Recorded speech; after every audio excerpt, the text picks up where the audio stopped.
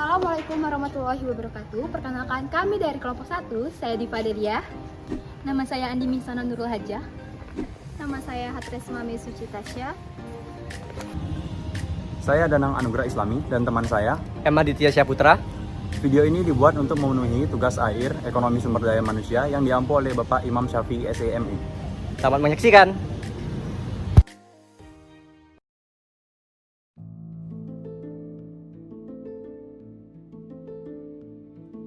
Pada tanggal 4 Agustus 2021, Indonesia secara resmi mencatat lebih dari 100.000 kematian akibat COVID-19. Kebijakan PPKM Mikro untuk mengatasi lonjakan kasus COVID-19 didukung oleh komunitas ekspor. Kasus positif virus corona Varian baru virus corona yang Dampak mewabahnya virus corona kini juga telah dirasakan oleh dunia pendidikan. Tidak dapat dihindari, tahun 2019 menjadi tahun untuk awal sebuah perubahan. 2 Maret 2020, muncul kasus pertama virus corona di Indonesia dengan cepatnya menyebar dan menjadi keresahan bagi masyarakat. Hingga mencapai pada puncaknya, Indonesia mengunci semua akses keluar masuk, menunda keberangkatan, mencegah kepergian, dan memperketat keamanan. Seketika semua menjadi berubah. Kegiatan, keadaan, dan suasananya tak lagi sama. Segalanya harus dilakukan secara aman di rumah. Termasuk proses belajar mengajar dalam bidang pendidikan. Kita dituntut untuk selalu mengikuti pembelajaran secara daring dan menyelesaikan tugas-tugas yang diberikan dalam pembelajaran tersebut secara tuntas.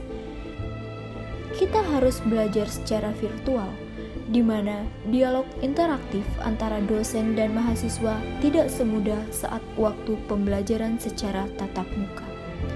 Namun, di balik permasalahan pandemi ini, ada hikmah bagi dunia pendidikan yang ada di Indonesia.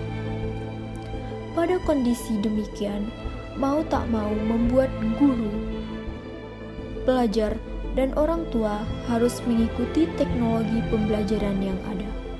Beriringan dengan hal tersebut, banyak sekali platform yang bisa dijadikan alat pendukung pembelajaran seperti Zoom Meeting, Google Meet, Google Classroom, dan platform lainnya, sehingga terjadi percepatan teknologi pada pendidikan Indonesia. Dan pada kondisi ini, pendidikan menjadi lebih fleksibel. Pelajar dapat melakukan kegiatan belajar di mana saja dan kapan saja. Di luar itu semua, kita dapat melakukan kegiatan-kegiatan yang dapat membantu kita dalam menggali potensi dalam diri. Dengan mencoba berbagai kegiatan dengan seperti membaca buku. Kegiatan membaca buku merupakan suatu cara untuk membuka jendela dunia agar kita bisa mengetahui lebih tentang dunia yang belum kita tahu sebelumnya. Buku merupakan sumber berbagai informasi yang dapat membuka wawasan kita tentang berbagai hal. Mengikuti kursus secara online.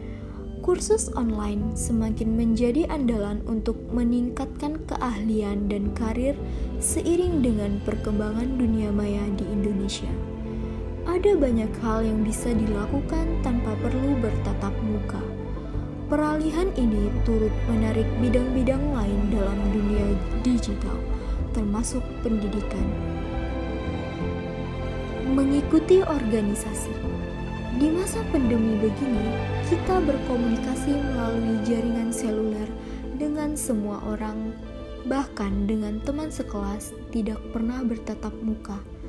Dengan mengikuti organisasi, kita memiliki peluang lebih besar untuk mendapat lebih banyak teman, serta jaringan hubungan yang lebih luas lagi. Mengikuti webinar. Dengan terjadinya wabah COVID-19 ini, membuat banyak institusi dan universitas membuat seminar online guna untuk membantu para mahasiswa yang ingin menambah pengetahuan mereka. Bahkan banyak yang mengadakan seminarnya secara gratis tanpa dipungut biaya apapun. Melakukan kegiatan sesuai hobi dan minat kita. Selain mengikuti mengikuti seminar online, banyak hal yang bisa membantu dalam mengembangkan potensi yang ada di dalam diri kalian. Salah satunya adalah dengan menekuni hobi. Kita juga bisa mengikuti pelatihan secara online, seperti training motivasi yang membahas tentang strategi sukses, setting goal, cara tetap semangat dalam berbagai keadaan. Tidak berhenti di situ, masih banyak hal lainnya yang bisa kita lakukan untuk mengeksplor berbagai potensi yang ada dalam diri kita melalui pendidikan, supaya kita semua dapat berkembang sesuai minat dan bakatnya masing-masing.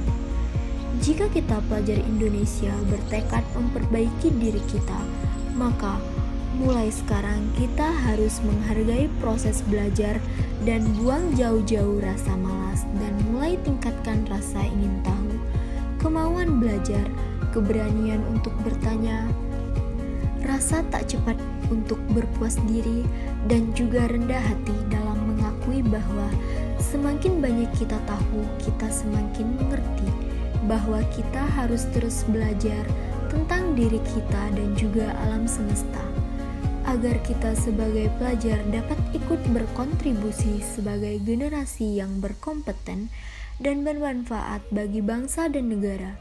Hal itu didapat lewat senjata paling ampuh, yaitu pendidikan. Seperti yang Bapak bangsa ini bilang, tujuan pendidikan adalah untuk mempertajam kecerdasan, memperkukuh kemauan, serta memperhalus perasaan.